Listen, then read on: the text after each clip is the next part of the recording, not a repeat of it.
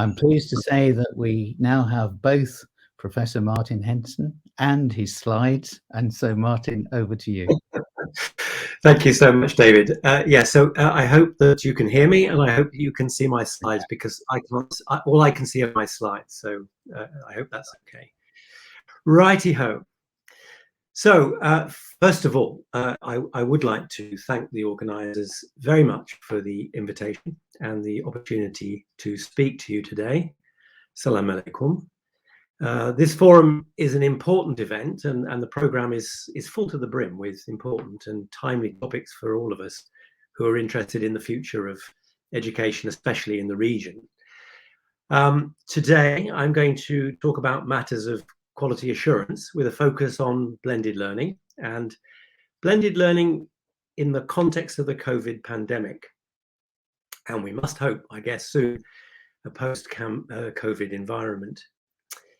This is timely, I believe, because there has been a sudden increase in the number of universities and colleges who want to move increasingly towards various e-learning modalities in their delivery of education. And I think this trend is likely to continue because many institutions have had to, like it or not, deliver their programs in this way, and they found it, for a variety of reasons that we'll discuss, attractive. Well, should we have seen this coming? There had been a sufficient number of previous viruses, and at least one whose home was in the region.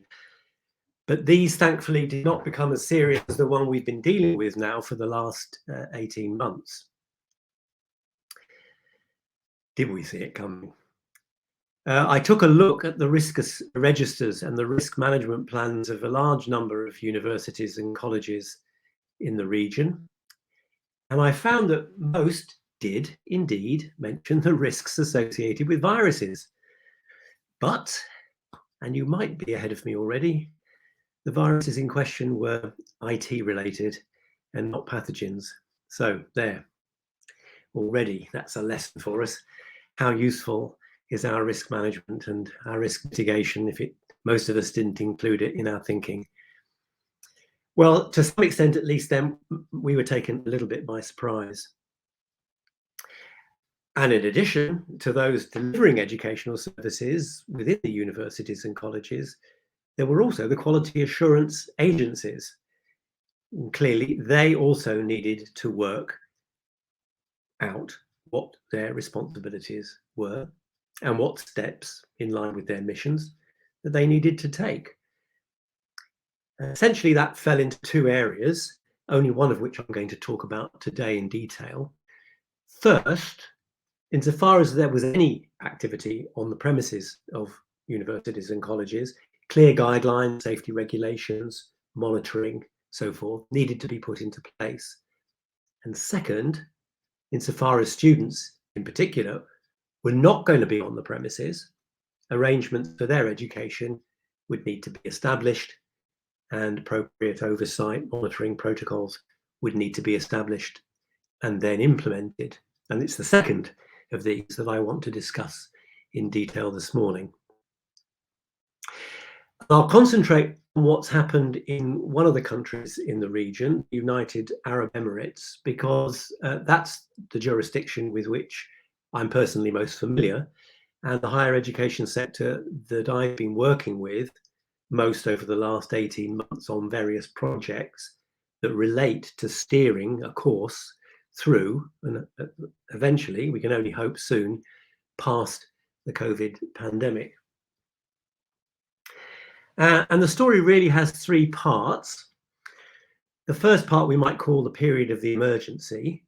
The second part concerns the way in which institutions, having had to grapple with the emergency, have then reacted to their experiences. And then third and finally, a satisfactory vision of what the arrangements post-COVID would look like. What these three parts have implied, interestingly, is a need by quality assurance agencies to adjust to two different sets of protocols and requirements regarding the use of distance or blended learning. The first during the pandemic, and then looking forward to those arrangements appropriate for a post-pandemic world.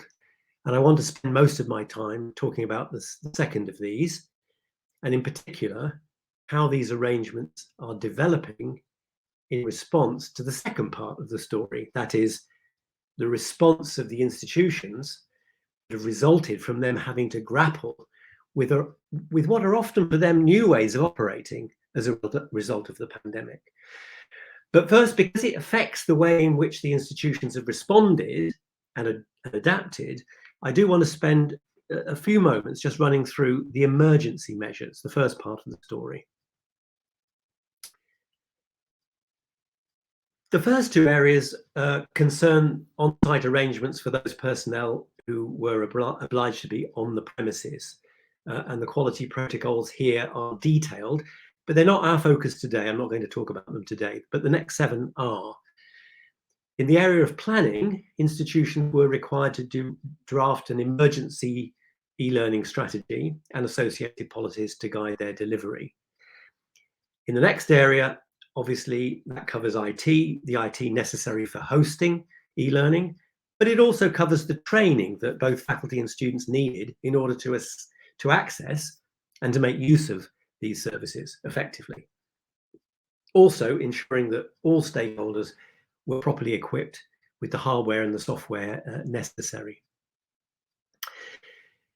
Concerning the faculty and other staff, there was a need, for example, to consider changes in working hours and workload adjustments.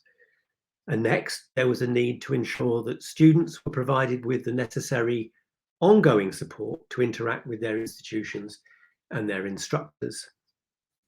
Then IT security, particularly the security of student data, and especially that in relation to their assessment. The next two concern academic programs and their delivery. First, to cover any necessary changes to course syllabi that were necessary by a move to e-learning, and then consideration of student assessment, the way in which students would be assessed, ensuring, in particular, this remained sufficiently rigorous and indeed reliable.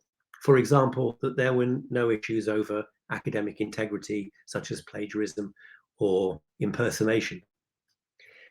Now, while these appear quite detailed and demanding, in practice, they were designed to be operated minimally and in an emergency mode. In particular, providing course delivery could be made reliably and securely, institutions were able to meet those demands relatively easily. I think it's important to note that there were no explicit pedagogical requirements relating to these requirements. Generally, this has been successful, at least from a purely practical point of view. The approach has been what one might call quick and dirty, but it has allowed education to continue without too much disruption. By and large, institutions have not done much more than just give their traditional lectures online. Mostly that's because of the time constraints and the urgency with which they've needed to respond. Institutions have adapted quite quickly, and they've liked it too, but we'll need to explore the meaning of this in a little bit more detail in a moment. In some limited cases, the education has been genuinely blended, with students in small numbers at a time coming to campuses for practical work that would otherwise have been impossible. Institutions have been well prepared because they generally have good learning management systems like Moodle or Blackboard, and they've been able to use these as technical solutions to facilitate the e-learning. And students, in the feedback that we have generally liked the e-learning experience, but there has been one major problem in some cases. And that's plagiarism in student work, notably and unusually in examinations. Because despite precautions such as the use of lockdown browsers, it's not been difficult for the determined student to use additional technology to bypass the constraints. What we are now seeing was perhaps to be expected: a sudden increase in the number of applications to the Quality Assurance Agency for what are called substantive changes to academic programs. Now, these are proposals that focus on a wish to move the academic program permanently from face-to-face to blended learning in the post-COVID world. However, what we've seen so far, almost without exception, in these proposals, really they do little more than express a wish to continue with delivery just as it's been undertaken during the pandemic in emergency mode, what I earlier referred to as the quick and dirty approach. Well, it might be unseemly to discuss in detail why in particular a for-profit private institution might see some advantages in this way forward. So I'm not going to go into that and rehearse it. I'll leave it to your imagination. But there are therefore many reasons why a quality assurance agency like that, like the Commission for Academic Accreditation in the United Arab Emirates, would want to look at such applications with a very critical eye. One institution in the Emirates which stands out for special mention in regard to blended learning is the Hamdan bin Mohammed Smart University. And there are two reasons that I want to discuss it briefly. First of all, during the pandemic, that university has been recommended by the Quality Assurance Agency to provide training in blended learning to other universities and colleges. And there's very good evidence that many universities have indeed taken up that offer and have used that. It's been undoubtedly a very good thing. Second reason for mentioning the Smart University is its history. And in many ways, that's the more important issue, because as the only licensed provider of academic programs solely by learning in the country, it had to struggle over many years with a quality assurance agency that was at that time somewhat stuck in the past and rather skeptical of what it saw as a risky innovation. And the result of that was that the Smart University was obliged to move rather more slowly than it might have wanted to, and it was subject to very rigorous requirements and demonstrations in order to convince a wary quality assurance agency that it could indeed offer excellent education, which it did. Now, the way this should play out in the post-COVID pandemic context, I think, is important. Their reputation and these concerns have been taken seriously by the Quality Assurance Agency, and measures have been put in place. The Commission has established an annex to its standards of quality that properly covers the expectations for delivery by all forms of e-learning. Many institutions have misunderstood it, rather, thinking that it only applies to programs that are more than 50% delivered by some form of e-learning. But in fact, this applies as soon as any course at all within a program is covered in this way. And it comprises a 13-point structure, and institutions have to address all of these systematically. Now, it's student transcripts that will have to indicate that the program is delivered substantially by e-learning if 50% of the courses are taught in that way. That's, in fact, where the figure of 50% comes in. It's this structured approach that will be guiding the Quality Assurance Agency in the period ahead and into the post-pandemic world. And the structure is intended to serve two functions. It's intended that institutions use the structure to organize their applications and to understand what additional documents and steps are required in terms of policy and guidance and so forth. And second, it helps reviewers of applications of such applications to structure their reports and ensure that all relevant aspects are properly covered. And there are two parts of this that I particularly would like to cover. If I can get my and that is, first of all, planning, which includes quality assurance and strategy, and secondly, the e-learning manual, which in particular sets out the institution's philosophy. But before I turn to those, let me say at least a few words about the other components of the structure. The agency does not want institutions to embark on such a major initiative without the appropriate resources. It wants to see a comprehensive, costed business case with details of learning resources, IT infrastructure, learning management systems, software tools, books, journals, and appropriate human resources as well. Specialist staff are required, as well as continuous professional development for those engaged in instruction. Ongoing training and support for students is required, and many of the requirements surround student services and assurances, especially where students are engaged in blended learning, that is, opportunities offered to conventional students are also offered to those on blended programs. Or if there are no conventional students, then the services that are offered to these students will be comparable to those that will be expected by conventional on-campus students. The section that covers programs and course delivery is particularly important, and I'll say something more about that in the context of the e-learning manual in a moment. In order to ensure that e-learning approach is not treated casually, the framework insists that e-learning is fully embedded in the institution's short and long-term strategic and operational planning, and that there is a more detailed and refined e-learning strategy that's derived from and aligns with that higher level institutional strategy.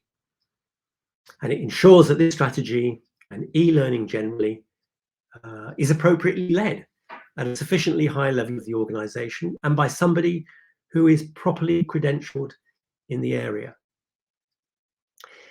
Next, the internal quality assurance framework need to be revised in order to include e-learning in a systematic way.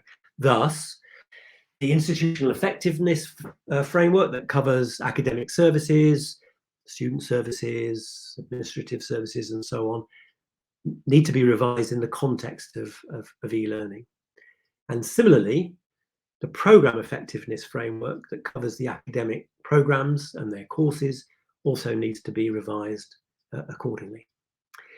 And that combination of strong leadership and strategy, together with internal quality assurance systems, is central to the requirements. Let's now turn to the e-learning manual, which among other things covers matters that are absolutely central to higher education: the design and the delivery of the academic courses and the programs. And there's a word that I only use once so far in this presentation, and it's the one that is mostly lacking from what I call the quick and dirty emergency measures that the quality assurance agencies had to approve temporarily in light of the pandemic. The word is pedagogy. Now, for many institutions who've been delivering their programs during the pandemic by full e-learning or by some form of blending learning, the experience has been entirely novel. They had not before taught in this way. Well, it might very well be novel for them, but that kind of education is by no means innovative. E-learning and blended learning in particular are by now well understood, they're well researched, there are many highly qualified experts in the area, and the academic literature is simply enormous. We could not have insisted that delivery by e-learning during the pandemic should be done to such standards, utilizing the latest developments and the best pedagogical practices, because there wasn't time and it would have been unworkable. But now we're moving into the post-pandemic world, and as we're now faced with a sudden and significant increase in the number of institutions wanting to continue in this way, that is, institutions that have of necessity dipped their toes in the water of e-learning and found the temperature rather agreeable. So now, most certainly, we should be insisting on the highest levels of performance, because to do otherwise will be letting their students down, and will be potentially damaging other institutions that have a long-standing track record of successful delivery of education by e and blended learning. So central to this component of the framework we have been examining is a focus on the educational philosophy and pedagogy.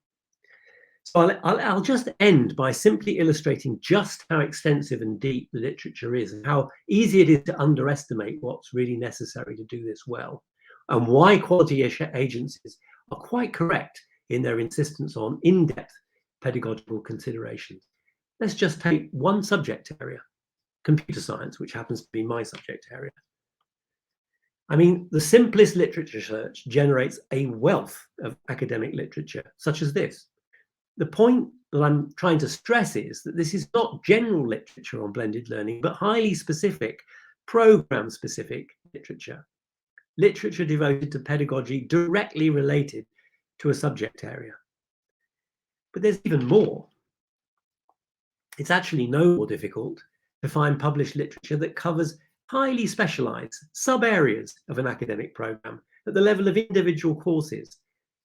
So the point is, of course, that there is no excuse. There are fantastic opportunities for high quality blended learning available, and quality assurance agencies are right to be insisting on the highest level of education for the students and other stakeholders that they're serving as we move now into the post-pandemic world. Well, that's more or less wraps up what I wanted to say. Thank you very much indeed for your attention. I'm very happy to take any questions that you may have. Thank you very much.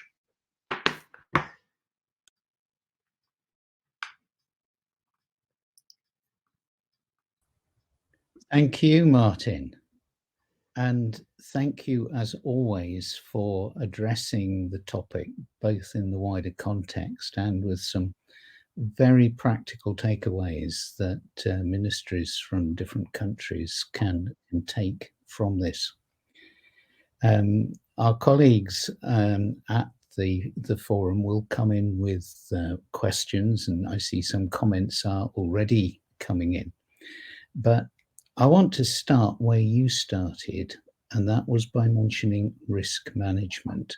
Because I don't know whether our experiences are similar, but there's a lot of talk about risk management, and some universities commission specialists to produce very long risk registers. But then there seems to be a bit of a gap between those registers and what happens in practice. And I wonder if you can just help us for a minute or two by sharing your thoughts on how universities might make strategic good use of those risk registers and indeed that whole process. Yeah, yes, indeed. I couldn't agree with you more. Institutions, I think, in almost all jurisdictions are obliged, by the quality agency and national requirements to attend to risk, and most of them are aware of that. And I do think there has been a little bit of a compliance culture in this respect, that it's done. There is a register, it contains risks. There is a plan, but of course, like most things, like university values or the mission statement or whatever, it's not just a question of writing something down. It's a question of making it live and work for you in the institution. And I think there's been a tendency to feel like once you've written down a list of a list in the risk register, that somehow that's the end of the story, when in fact it really should be the beginning of the story. I think there's been there is often a lot of focus on financial risks and not enough on institutional risks. and perhaps quite a lot of focus, an over-focus on internal non-financial risks, and a lack of focus on the external risk, the area of risk, of which, of course, something like a pandemic would be one. And I think, you know, it's having identified. I mean, if one has identified the risk, there is also the question of a mitigation, and also, you know, what is the plan? What is the risk implementation plan that can be put into effect relatively rapidly? You know, should that particular risk come to life? Again, I think there's more emphasis on mitigation, but you can't mitigate against a pandemic. You can mitigate against certain internal risks, you know, against failures of educational performance through quality assurance procedures, but you can't mitigate against those. But what you can do is have some kind of at least outline plan in place that you can rapidly put into effect. And I think that's lacking. And I think we could work with universities more to develop that. Maybe that's something for the commission to pick up, because from what I know, what they expect in terms of risk or risk awareness is pretty comprehensive.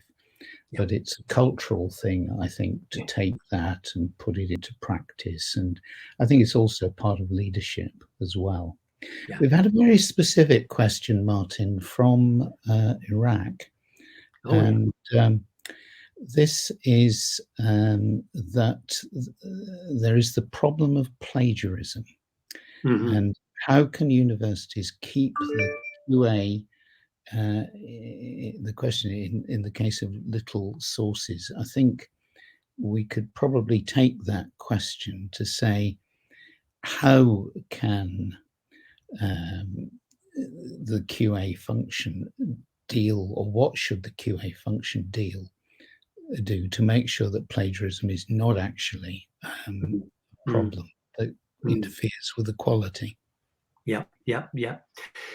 Well, I mean, it's a very good question. A very good question. I mean, I think the first thing to say about academic offences and plagiarism in particular is it's a global problem. It isn't something that affects particular higher education sectors. It affects all of us everywhere.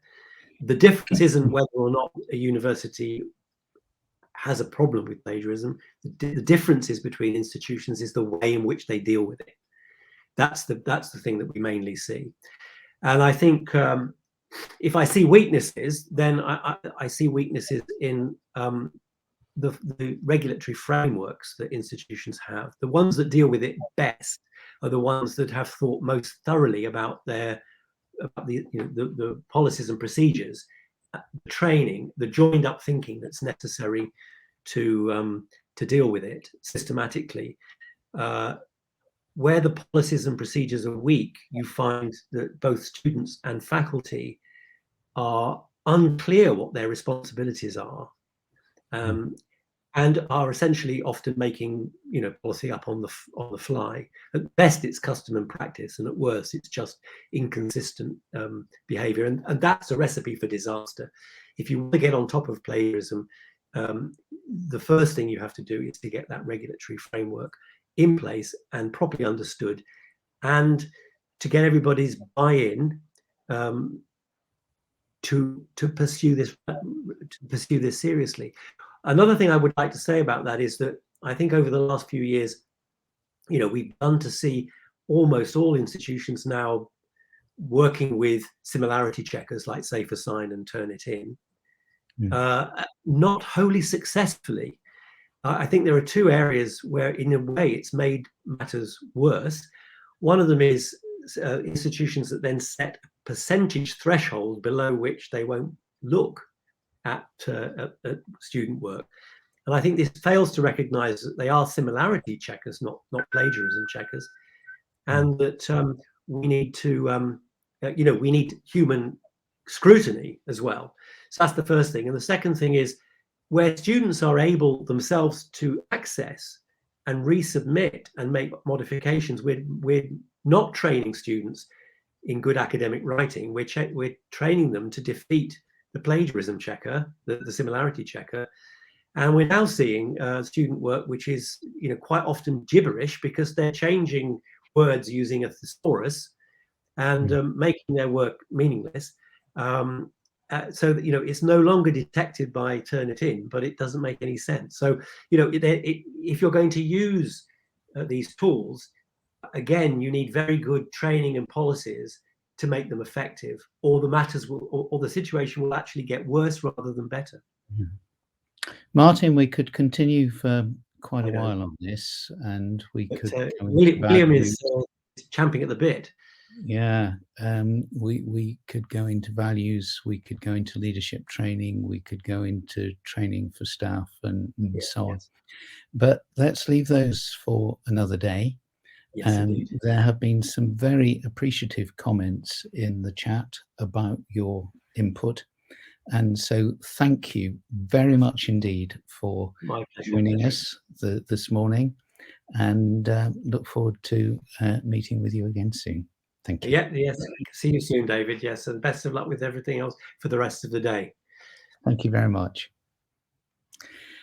And now we move on to what is a very important topic. Formerly Chief Executive of the Observatory for Borderless Higher Education, and with deep experience in transnational education, Dr. William Lawton is very well placed to comment on what enables universities to develop well and deliver their full potential for the benefit of society. The title of his presentation is Trust and Accountability, a comparative perspective on enabling universities. Dr. Lawton, thank you for joining us and welcome. Thank you very much, David. Can you hear me okay? Very clearly. So thanks. Good morning, good afternoon, and good evening, everyone. I think this is actually my third time presenting at a Gulf Conference event. Once was in London and then in Jeddah, and now online from Twickenham in West London. So thank you to David and to Abdul Halig at Gulf Conferences for the invitation. And I'm really honored to be joining you all here today. Now I'm just going to share this thing here. It should work. And click on that. And there you go. Can you see that, David? Yes. Okay, great. So my presentation, as David said, is about trust and accountability in higher education, and also about academic freedom and responsibility and institutional autonomy, and how all of these things are important considerations in navigating the tensions between what higher education is for and what governments actually need from higher education. But if we could just start at what many of us would consider to be the core value of higher education, and that is academic freedom. So academic freedom might be a core value, but it's not uncontested. It's actually quite contested in the United States and here in the UK and elsewhere. And the debate is basically about whether academic freedom really means freedom to think, teach, research, and write whatever you want, whether there are limits to that. So many would agree that freedom of speech is not an absolute freedom. It doesn't extend to hate speech, for instance. But there's a constant stream of stories about people who have been blocked from speaking at universities because their views on gender identity, for instance, don't coincide with the views of others. And there have been attempts by students and academics to have academics dismissed from their jobs for conducting research and speaking on topics that are considered contentious. And this is going on right now in the UK. And it's most evident in social sciences and arts and humanities departments. This slide shows an American website on which students are invited to upload videos and screenshots of their professors. And its purpose is to, quote, document and expose the radicalism infecting universities and schools. So it's quite strong language there. Anyway, I don't want to belabor this point too much. The purpose of mentioning the culture wars is simply to highlight declining levels of trust in our societies in this part of the world and the widening of social divisions. And our universities are affected directly by this broader breakdown of trust in society. So the ideal situation is when you have academics and students co-creating knowledge together, but this is more difficult to maintain when there's a climate of fear or caution, which causes self-censorship and the closing down of avenues of inquiry. There's a lack of trust from above as well. If you can recall Jamil Salmi's comment on Monday about our UK government minister, Michael Gove here, who said during the Brexit campaign that the British people have had enough of experts. So this is part of a rather widespread anti-intellectualism in English society, the undermining of public trust in higher education is a consequence of that, and it's a tactic of populism. It's not good news for either academic freedom or for critical thinking. So what about the flip side of academic freedom? Professor Chris Brink, who's a former vice chancellor in the UK and in South Africa, he said in a recent talk that we spend a lot of time talking about academic freedom, and it's time to give equal attention to academic responsibility. So this reminds us of the old phrase, freedom without responsibility and duty to others is not freedom at all, or some version of that. So there's loads of examples in our everyday lives of those who insist on freedom without social responsibility, and anti-vaxxers are an excellent example. Professor Brink writes that a profound change is taking place in our understanding of the mission of higher education. Increasingly, we have realized that academic freedom must be accompanied by the exercise of responsibility in the sense of making a contribution to civil society. I'm not sure if there is a profound or very rapid change underway. Most people might say it's actually too slow and not enough, but the longer term direction of travel is clear. Universities and international university networks do have social responsibility as an integral part of their missions, alongside the other pillars of teaching and research excellence. And university websites are not complete without mention of the Sustainable Development Goals. Most universities take this social responsibility, their responsibilities, seriously indeed, whether it's working with businesses in their own locations or setting targets and goals to widen participation in higher education, or indeed joining the Race to Zero for universities and colleges, which is a global initiative on tackling climate change in the run-up to the COP26 summit, which begins this weekend. So more than 1,000 universities or institutions representing about 10 million students have signed up to this.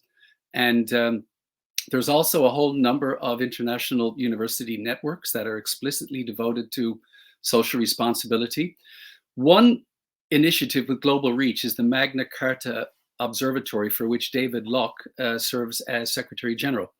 It's an independent international association of higher education institutions devoted to the principles of social responsibility, autonomy, and integrity in higher education, and also to the idea of education as a human right and a public good, and also to reinforcing trust in the relationships between universities and their communities, whether local, regional, or national, or beyond.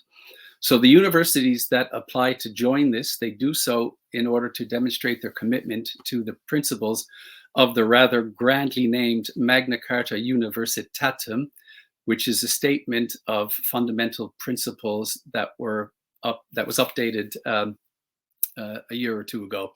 And I'll just read the first two principles.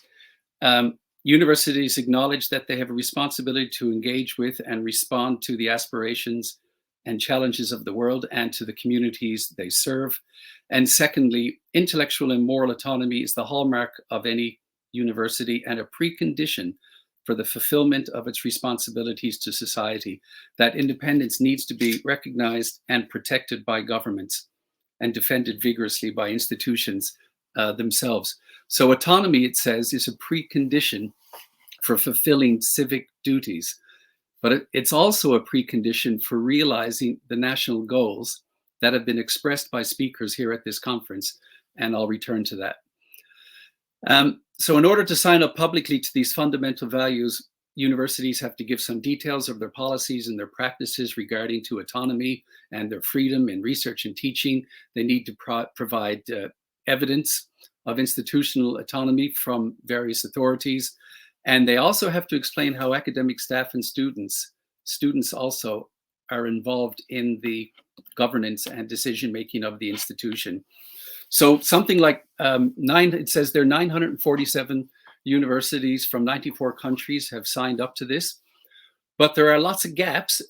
These countries do not include places such as Pakistan, and universities in the Middle East are actually very few. But in any case, there would appear to be a real diverse spectrum here in terms of what autonomy means or how much autonomy is considered sufficient in a given cultural context. So I'm just going to turn off the slides just for a second, if I may.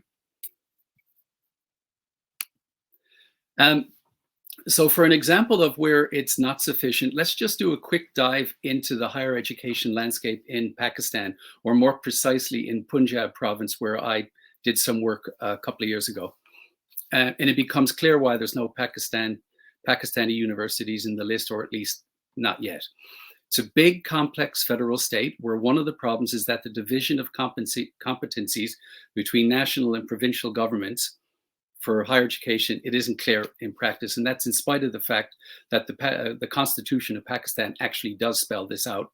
And all of these policy, planning, curriculum, that stuff, they are the exclusive jurisdiction of the provinces. But in actual fact, the universities are caught in between the competing interests from both levels of government. So that's one obstacle. But the issue in Punjab province is more fundamental than that.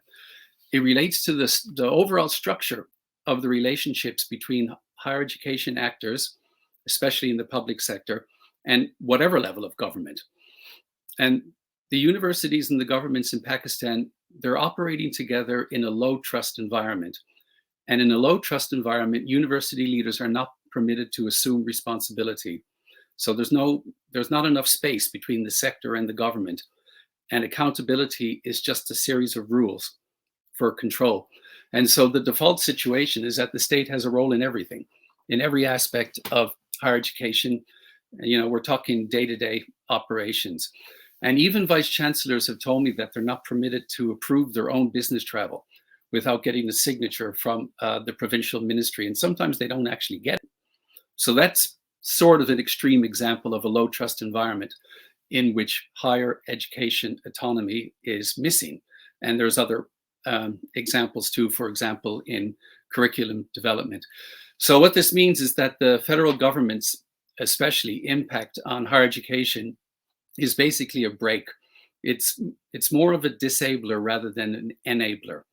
And the thing about it is that all of the universities and leaders you speak to in Pakistan, they know exactly what's going on. They have a very clear view of it. The Punjab Higher Education Commission sees it clearly, and even some government ministers acknowledge it. So there's a very clear diagnosis, but solutions remain elusive. So let's just back out again from that example and talk about the role of government in higher education from the perspective of governments. So governments understandably have an instrumental view of what universities are for. They see universities as part of the national toolkit for industrial success, for national, regional economic goals, for international competitiveness, all of those things. Now, I'm just going to try to share my slide again, if I may. And next one. Governments also value the success of their universities as instruments of public diplomacy to project soft power internationally. It's about reputation. And that's certainly one of the ways in which governments attach value to higher education. Skills are obviously important. We heard here on Monday from a couple of speakers, the Saudi Deputy Minister for Telecommunications, the Egyptian Minister for Higher Education, about the urgent need for skilling and upskilling and reskilling, and about lifelong learning to keep producing the skills that are needed for the labor market. So this is perfectly rational perspective for a government, and it applies absolutely everywhere, not just to certain countries. It applies to the UK as well. Let me just go there. In the case of the UK government, which actually has responsibility for universities in England only, universities are seen as a valuable source of export revenues. Now that is an instrumental view of what higher education is for.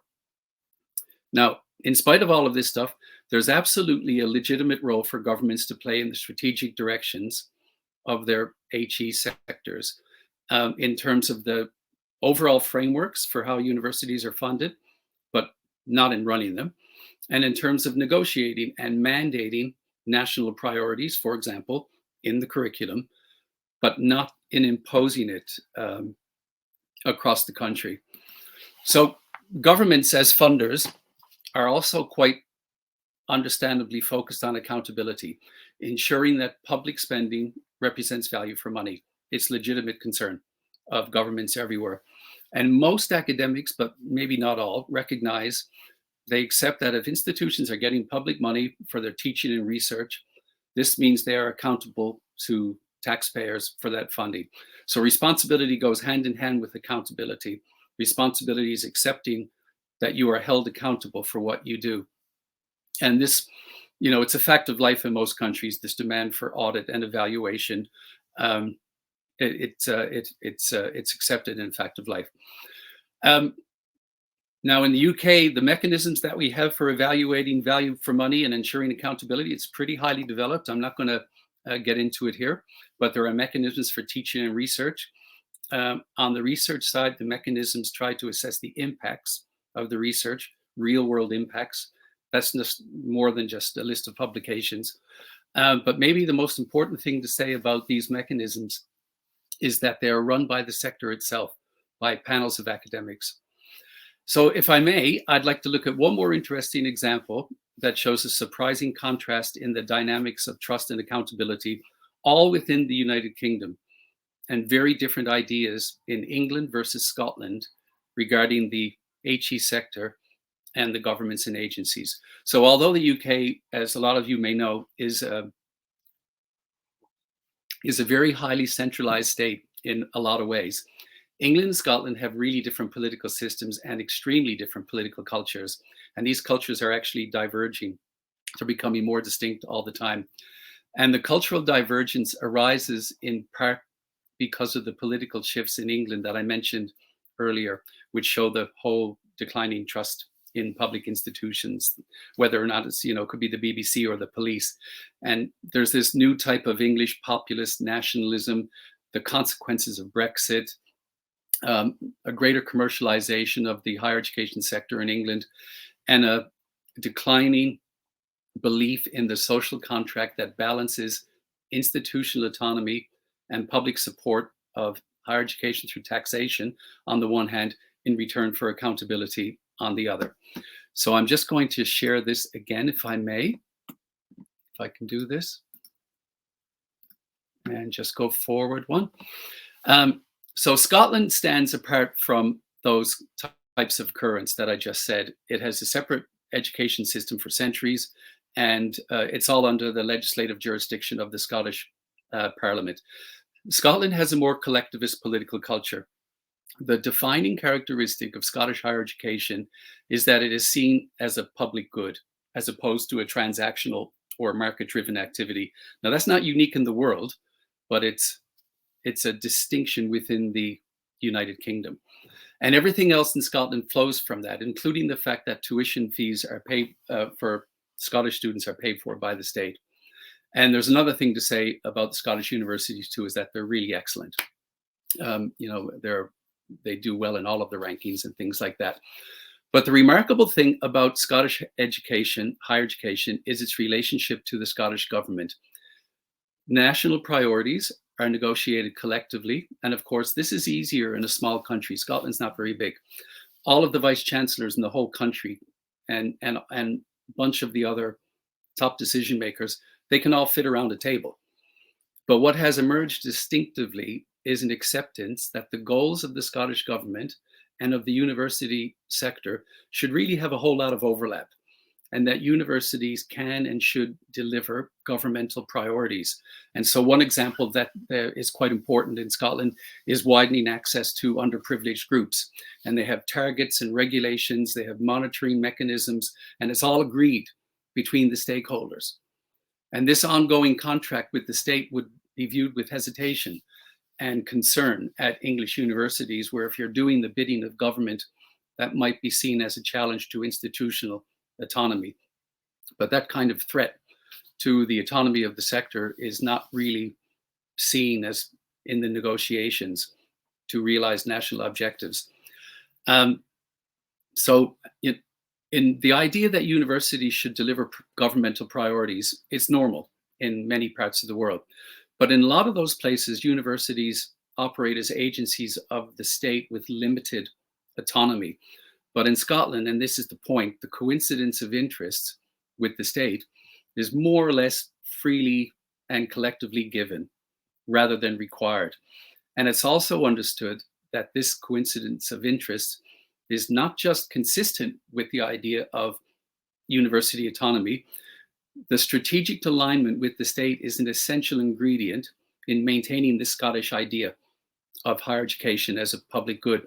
Now, before you think that I'm painting a picture of Scottish higher education as a merry, collectivist and tension-free, barrel of laughs, that's not really the case. There is friction.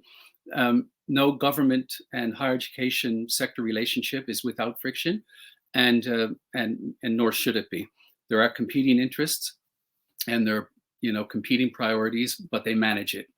And so the way that the whole policy is developed and implemented, it's constructive, and it's constructive relationship between the sector, between the government and its agencies, and the Scottish National Union of Students. Now, not every single academic or senior manager or student in Scotland is going to agree with this constructive, positive characterization, but I think most of them do, actually. The example of England, with its more commercialized and consumerist and lower trust environment, is probably not a model for the rest of the world to emulate. But the Scottish example here shows that you can have it both ways. You can have close strategic alignment with between the government and the sector and the stakeholders, and you can still have complete operational autonomy in the academy, and you end up with what is basically a world-class higher education system. David, I'm going to close down in a second. Just a few closing comments. I've tried to join up a couple of issues, all of which are contested: academic freedom, accountability, responsibility, what governments are for, what universities are for, what governments want, and the whole issue of trust between universities and societies and universities and governments. So universities, to take the responsibility seriously, have to act in a manner that's consistent with the national goals as expressed by their people. And we also talked about autonomy, that intellectual and moral autonomy is a precondition for fulfilling responsibilities. That makes sense. But what's also certain is that institutional autonomy within whatever strategic framework the country articulates, it's an essential precondition for innovation. And that's why trust is important. Innovation happens in a high trust environment. Yesterday, we heard from the chair of the Higher Education Accreditation and Quality Assurance in Jordan, Professor Thaffer. He said that they have had a problem with new graduates not being able to get jobs, but they're starting to address that and turn it around. So that mismatch between skills and jobs is a problem everywhere, but in some places it's chronic. Curricula are standardized, they can't be changed. There's all kinds of compulsory subjects. Every public university has the same departmental structure, and the graduates have a real hard time finding a future. So filling that gap between what universities teach and what the market needs, that's a core idea in the Saudi Vision 2030, just like it is in other national plans. So what's the most direct route to filling that gap? And the most effective way is just to remove the leash and encourage each university to develop new curricula aligned with labor market needs.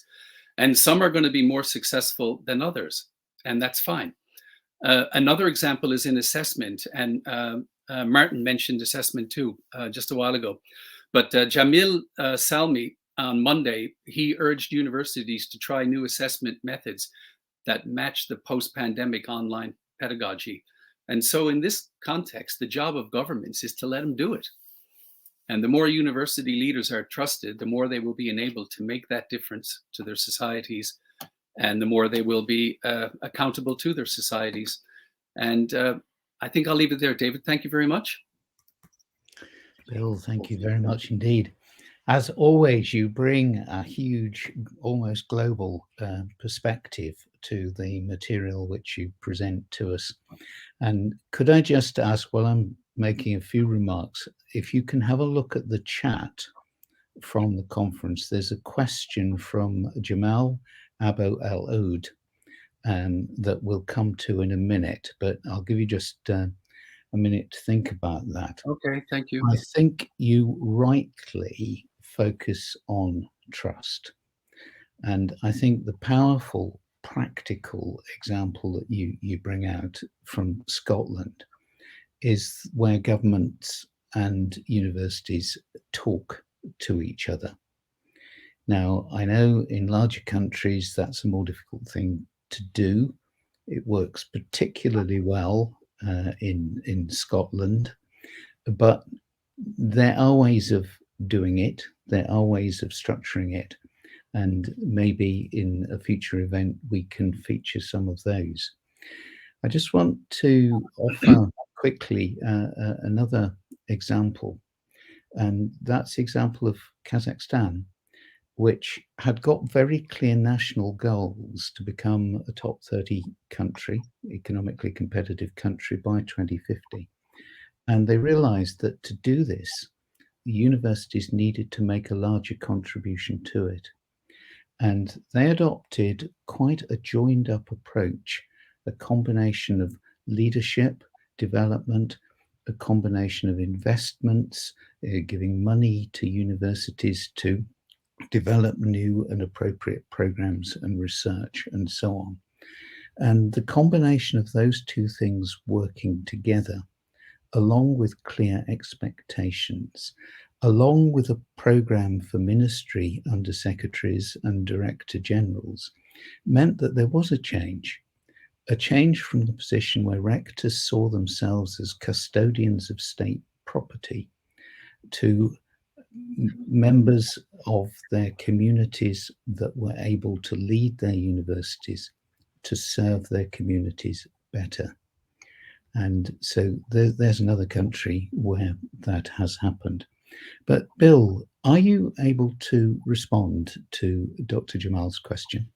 Thank you, David. I will try to make a quick comment to to Jamal's comment about academic freedom and the possible disadvantages, and he refers to official interference. So there's two. It depends on the context. Yes, the answer is yes. There is a problem with this. But the two different contexts are the two different contexts that I tried to draw attention to here. One context would be the UK one, where the level of university autonomy is actually quite high. And the other context would be national context where university autonomy is less. And so the kind of disadvantage that Jamal refers to here in the UK, the problem comes from below. There's a type of censorship in terms of what is considered appropriate to say. And that ends up, the consequences of that is damaging because it causes self-censorship, and academics don't necessarily feel free to research and say and do what they mean. And the slide I showed you of that woman at Sussex University, she's in the news now because she's one of the brave ones. And she stuck her head up, and you can imagine the kind of flack that you're taking, especially on social media. Now, in situations where there is less autonomy, then I think maybe what Jamal is referring to here is that more official level, and so there might be maybe to what extent are you allowed to criticize the government policy on this or that? I'm sure there are certain areas of government policy that are completely open, and there are other ones that are more sensitive. And so, yes, I can understand that. But as long as we all realize that if academic freedom is hindered in an official way, in some contexts, in the context that I live in and David lives in the United Kingdom, it's actually hindered in quite a specific and different way, but the consequences are much the same. It closes down learning and debate. William, thank you very much indeed. Yet again, you've brought a very broad perspective, and the message that I take and I'd like to share with colleagues is that of engagement, talking, universities talking to government. Each needs the other, working together, understanding each other, universities responding responsibly, I think must put a country in the best position to deal with the fourth industrial revolution and all the challenges that come from that. So thank you enormously, William, and maybe we can bring you back at some stage to take this further. David, I really appreciate the invitation. I'm honored to be here. And can I just say, you're doing a absolutely world-class job as a moderator. It's fantastic. You're very kind. Thank you very much indeed. Earlier this morning, unfortunately, we lost the connection with Dr. Ali Ajash. And Dr. Ali has very, very patiently been waiting. And now, Dr. Ali, we are able to hear the remainder of your presentation. Thank you, Mr. David. And I'm so sorry for interrupt the people here. And I will share my presentation. Bismillah ar-Rahman ar-Rahim. I don't know when I interrupted. Anyway, Bismillah ar-Rahman ar-Rahim. واقع سأختصر. How long time, please? 10 minutes. 10 minutes, okay. بسم الله الرحمن الرحيم. سأختصر ما طرحته وربما أعيد ما طرحته، وهو حول واقع التعليم في الجمهورية اليمنية، و سأتطرق أولا إلى يعني النزاعات. معروف الآثار المترتبة على النزاعات على أي مجتمع، ومن ذلك تأثيرها على العملية التعليمية. لكني سأطرح فكرة أولا عن ما الذي يجري في اليمن. الذي يجري في اليمن هو عبارة عن انقلاب لجماعة ميليشياوية مسلحة، يعني تستند إلى نظرية دينية تعتبر أن هذه النظرية أعطت لها الحق في الحكم والسيطرة على الحكم في اليمن بمستند ديني، استنادا إلى نصوص دينية أن الله سبحانه وتعالى أرسل محمدا، ومحمد ولا عليا، وعليا ولا أبناءه وأحفاده من بعده إلى أن تقوم الساعة. ولذلك نحن الانقلاب اللي تعيشه اليمن هو انقلاب مختلف عن أي حركة مسلحة في العالم التي ربما تأتي نتيجة لاضطرابات سياسية أو خلافات سياسية، لكن هذا الانقلاب يستند إلى نظرية ثيوقراطية تعطي الحق في الحكم لأسرة معينة هم المنتسبون إلى علي بن أبي طالب وسلالته. منذ أن جاء علي بن أبي طالب إلى أن تقوم الساعة هم الأحق بالحكم، ومن حقهم أن يثوروا وأن يستولوا على السلطة، وأي إنسان يحكم غيرهم هو مغتصب للسلطة وواجب عليهم وجوبا أن يثوروا عليه. ولذلك نحن أمام جماعة تمارس العنف استنادا إلى نظرية الحق الإلهي في الحكم، سطت على السلطة استنادا إلى هذا النص الإلهي في الحكم، ولذلك مشكلتنا معهم عويصة. هذا الانقلاب نجمت عنه حرب، أو نجم عنه التحالف العربي والذي يقود يعني حربا في اليمن، وهذه الحرب أدت إلى حالة مأساوية للتعليم في الجمهورية اليمنية. أصبحت الجامعات تحت في مرمى نيران ممارسات الميليشيا الحوثية الإرهابية المسلحة. هناك عديد من الجامعات كانت في خط التماس وتضررت بشكل مباشر وتعرضت للقصف منها جامعة عدن وجامعة تعز وجامعة البيضاء وجامعة أبين وبعض الجامعات الأخرى. مباني الجامعات تأثرت بشكل كلي وجزئي جراء الحرب، لم تتمكن الحكومة من إعادة إعمار أو صيانة المباني. هناك ضعف للبنية التحتية وأجهزة ومعدات وتهالك المتوافر منها من معامل ومختبرات ومكتبات وأجهزة ومعدات في ظل ضعف الصيانة. هذه حركة سموها حركة جزاء. الطلاب ينادون بأن يعدم أعضاء هيئة التدريس المناوئين لهم والذين يعتبرونهم مع الحكومة الشرعية. وهذه جامعة صنعاء صارت عبارة عن ثكنة من الثكنات العسكرية للميليشيا الحوثية الإرهابية المسلحة. الميليشيا الحوثي سيطرت على الجامعات وسخرتها لأنشطتها وفعاليتها الطائفية، وكلها أنشطة طائفية مثل يوم الشهيد، يوم السيدة زينب، يوم زيد بن علي، يوم الولاية، يوم الغدير، يوم الصرخة، يوم استشهاد الحسين وغيرها، وكلها عبارة عن مناسبات يتم تعبئة الطلاب من خلالها واستغلالهم وتوجيههم نحو الجبهات ليقاتلوا مع جماعة الحوثي الإرهابية المسلحة. هذه كليتي التي أنتسب إليها، وهي كلية التربية لصنعاء. وهذه باحة الكلية عبارة عن معرض للصور فيها صور المتمرد حسين الحوثي، وهو زعيم هذه العصابة المتمردة الذي يعتبرونه ويسمونه ابن رسول الله، ولا ندري كيف جاءت هذه التسمية. وهناك الشعار يبدو شعار الذي تمارسه هذه الجماعة الإرهابية المسلحة: الله أكبر، الموت لأمريكا، الموت لإسرائيل، اللعنة على اليهود، النصر للإسلام. هذا الشعار الإيراني الخميني، الشعار الفارغ من المحتوى. لم يقتل في اليمن سوى اليمنيين، ولم يعذب أو يشرد سوى اليمنيون. هؤلاء يتمنطقون أسلحتهم، دخلوا إلى إحدى الفصول الدراسية يتحدثون عن بعض القضايا والتبرعات وإلى آخره.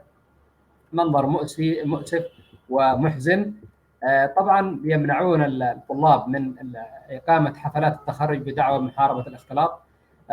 فصلوا الطلاب عن الطالبات، وهناك بعض القاعات تم فيها بناء حواجز، بعض القاعات وليس كلها، حواجز من الطوب.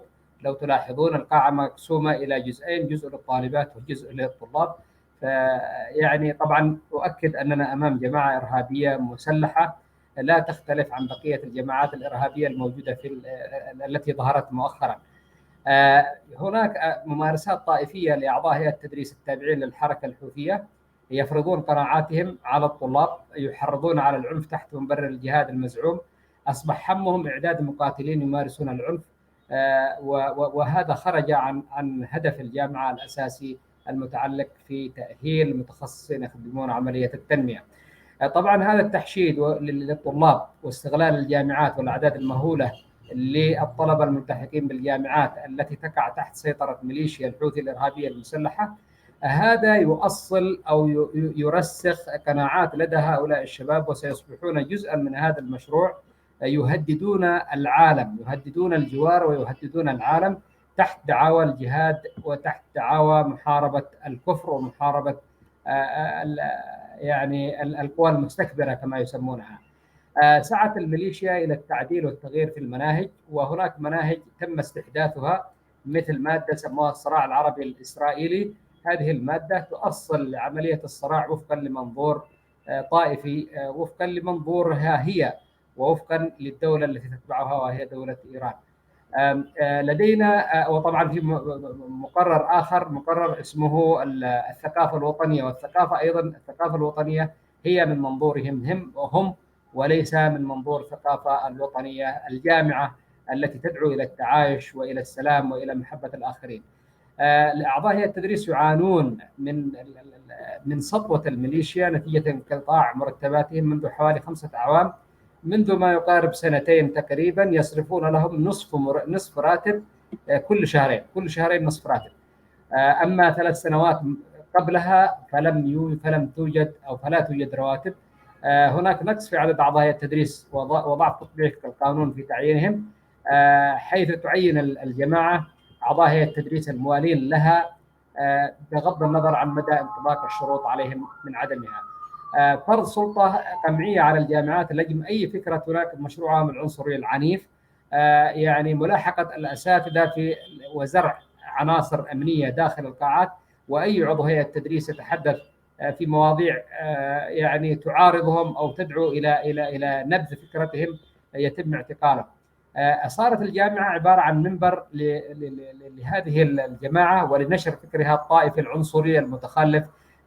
يعني استغلت الجامعة ومنابرها، برامجها، أساتذتها، طلبتها، وسخرت لهم لنشر هذه الأفكار. مجلس الجامعة صنعاء، وهي الجامعة التي أشرف بالانتساب إليها، أقر قبل حوالي شهر تقريبا من الآن تعيين مسؤول ثقافي أو مستشارا ثقافيا لرئيس الجامعة، هو مسؤول عن اعتماد تسجيل خطط الماجستير والدكتوراه. أي موضوع ماجستير أو دكتوراه يقدم البروبوزل الباحث لابد أن يعرض على هذا الشخص لكي يقر هذا الموضوع أو لا يقره. وطبعا هناك رسائل ماجستير وأطروحات دكتوراه يتم مناقشتها حول هذا الفكر العنصري تحديدا. تنعدم الحرية الأكاديمية والشخصية لأعضاء هيئة التدريس والموظفين والطلبة، وتفرض القناعات الفكرية بالترغيب والترهيب، تعقد دورات طائفية تكرس الانقسام المجتمعي، يستغل أعضاء هيئة التدريس الذين عينتهم الميليشيا الحوثية الإرهابية. هناك تهديد لحياة يعني أعضاء هيئة التدريس الذين يعملون في الجامعات الواقعة تحت سيطرة ميليشيا الحوثي الإرهابية المسلحة، وعبر تكتلات ميليشياوية يعني تهدد أعضاء هيئة التدريس وتدعو، بل دعت إلى صلبهم، وإلى باعتبار أنهم يحاربون الله ورسوله، لأن نقابتهم دعت إلى الإضراب الشامل ذات مرة قبل حوالي 3 سنوات. تم اعتقال عدد من أعضاء هيئة التدريس، وهذه يعني هذا نموذج لبعض أعضاء هيئة التدريس الذين تم اعتقالهم في سجون ميليشيا الحوثي الإرهابية المسلحة. تم إطلاق بعضهم، وبعضهم ما يزالون تحت الاعتقال أو رهن الاعتقال. لدينا نقص في أعضاء هيئة التدريس. نزح لدينا عدد كبير من أعضاء هيئة التدريس هربا من بطش ميليشيا الحوثي الإرهابية المسلحة. هاجر الكثير من أعضاء هيئة التدريس لبلدان العالم بحثا عن الرزق وعن الأمان. تم تعيين عناصر الميليشيا خارج القانون كما ذكرنا. جامعة صنعاء على سبيل المثال حتى الآن تم تعيين ما يقارب 950 عنصرا من عناصر الجماعة الحوثية الإرهابية المسلحة دون إخضاعهم للشروط والقوانين. بالمقابل تم فصل عدد من أعضاء هيئة التدريس وحرمانهم من حقوقهم القانونية مثل التفرغ العلمي، الإجازات بدون راتب، التسويات، الإقصاء في التعيينات في مناصب أكاديمية، وحصر ذلك في أتباعهم بعيدا عن نصوص القانون. كثرة أعداد الطلبة جعلت أعضاء هيئة التدريس يعني جهودهم منصبة حول العملية التعليمية وعدم القدرة على ممارسة أنشطة أخرى تتعلق بالبحث العلمي أو خدمة المجتمع. هذا رئيس جامعة صنعاء السابق قبل حوالي 3 سنوات، هذه الصورة أو 4 سنوات. هذا رئيس جامعة وبجواره نائبه ومساعدوه يرتدون الزي العسكري وداخل أسوار جامعة صنعاء. هذا منظر يختزل المشهد في الجمهورية اليمنية. الميليشيا هذا شعار ترفعه الطالبات في جامعة صنعاء: الميليشيا خطر على جامعاتنا. وطبعا هناك حركات احتجاج يتم قمعها واقتياد من يدعون إليها إلى السجون. حالة الحرب فرضت على مؤسسات التعليم العالي الانشغال بتسيير شؤونها وإجراءاتها اليومية دون التفكير في قضايا استراتيجية. لدينا مشكلة تتعلق بضعف القدرة المؤسسية لوزارة التعليم العالي فيما يتعلق ببناء خططها الاستراتيجية ووضع سياسات فاعلة تتناسب مع المتغيرات، لأن البلد غير مستقرة فلا نستطيع أن نبني خطط واستراتيجيات. أيضا لدينا مشكلة تتعلق بضعف القدرة التنافسية للجامعات وعدم قدرتها على الدخول في مضمار المنافسة، حتى أنها استبعدت مع عدد من الدول من تصنيف المنتدى الاقتصادي العالمي لجودة التعليم صادر من دافوس أو مقر دافوس. هناك ضعف توزع للجامعات بين الميليشيا وبين الحكومة اليمنية. سياسة القبول لا تراعي معايير واشتراطات تجويد التعليم، وبالطبع ميليشيا الحوثي الإرهابية المسلحة تقبل أعدادا مهولة من الطلبة. المعايير الأساسية لديهم هو ولاء الطلاب لهذه الجماعة، بل الأكثر من ذلك أن يكونوا في الجبهات، ومنهم من يفترض أن يكونوا مهندسين وأطباء ومعلمين وإلى آخره في المستقبل. لدينا مشكلة تتعلق بغياب البنى المؤسسية مثل مجلس الاعتماد الأكاديمي ضمان جودة التعليم العالي. هذا المجلس كان موجودا قبل الانقلاب الذي حدث على السلطة الشرعية في عام 2014، كان موجودا في صنعاء ولم نستطع نقله. حكومتنا لم تستطع نقل هذا المجلس إلى العاصمة المؤقتة عدن بسبب ضعف التمويل وعدم القدرة على تمويل نشاط هذا المجلس.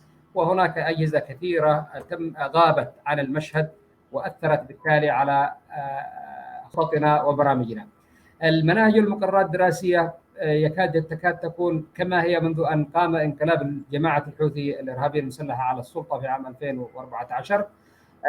ولدينا الكثير من القضايا، منها مهم جدا المنح والبعثات تكاد تكون موقفة ما عدا بعض المنح المحدودة، وخاصة ما يتعلق بأعضاء هيئة التدريس المعاونة في الجامعات اليمنية الذين يفترض أن يؤهلوا في الجامعات كما كان يحدث قبل الانقلاب. لكن للأسف الشديد لدينا إشكالية تواجهنا في هذا الجانب نظرا لعدم وجود التمويل الكافي. هذا الواقع فرض علينا مجموعة من التحديات. التحدي الأول فهم قضيتنا. صراعنا في اليمن يختلف عن أي صراع موجود في المنطقة. كما ذكرت هو نحن نعاني صراعا مع جماعة تستند إلى نظرية دينية. هذه النظرية تقول بأنها أعطتها الحق في حكم الناس وفي حكم اليمنيين أو في حكم العالم وليس اليمنيين، وهم يطمحون إلى حكم العالم وفقا لهذه النظرية كما يقولون. ولذلك نحن أمام تحدي هو يتمثل في فهم قضيتنا ومن ثم استعادة الدولة.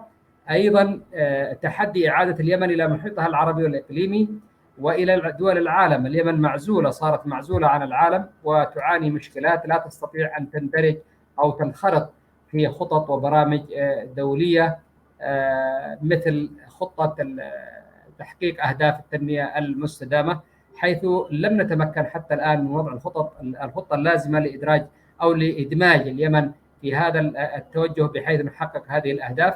فنحن نصارع فقط من أجل البقاء، ومؤسساتنا التعليمية مهتمة فقط بتسيير شؤونها اليومية في أقل الحدود.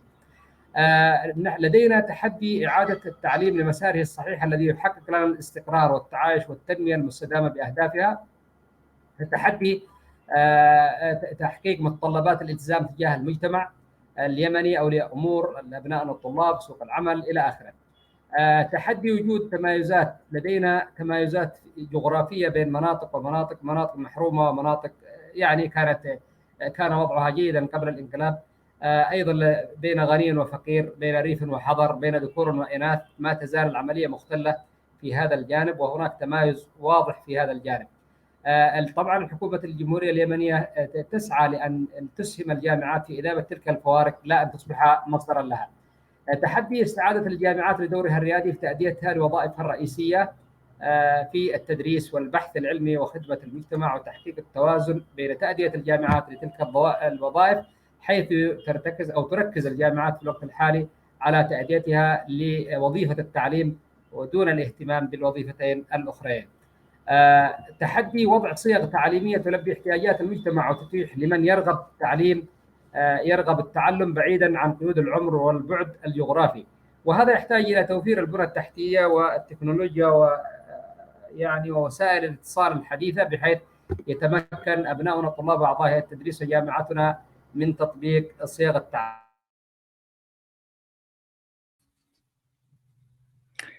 Dr. Ali, thank you so much. I appreciate that it was an enormous challenge. Just 1 minute, please. أخيرا أقول السؤال: ما تأثير هذا الواقع الحالي للتعليم العالي في اليمن على تحقيق أهداف التنمية المستدامة؟ أهداف التنمية المستدامة ب17 لا شك أن لها علاقة مباشرة بالتعليم، وهناك الهدف الرابع المتعلق بالتعليم وغاياته السبع. لا نستطيع بوضعنا الحالي أن نحقق الهدف الرابع، ولا يمكن للتعليم العالي أن يسهم في تحقيق أهداف التنمية المستدامة في ظل حالة الصراع التي نعيشها. أتمنى أن أكون قد نقلت الصورة لكم. أشكركم جزيلا. السلام عليكم. Thank you so much. I appreciate that it was a tough challenge to cover so much within the short time period. I want to say thank you there has been an enormous amount of appreciation on the chat of the difficult situations which you are working with. And I think the good wishes of everybody at the forum are with you for making progress. Right now, we go for a break until the top of the hour. And that when we come back, there will be a session on the future of the forum, which we hope you will engage with. So I look forward to seeing you in 10 minutes.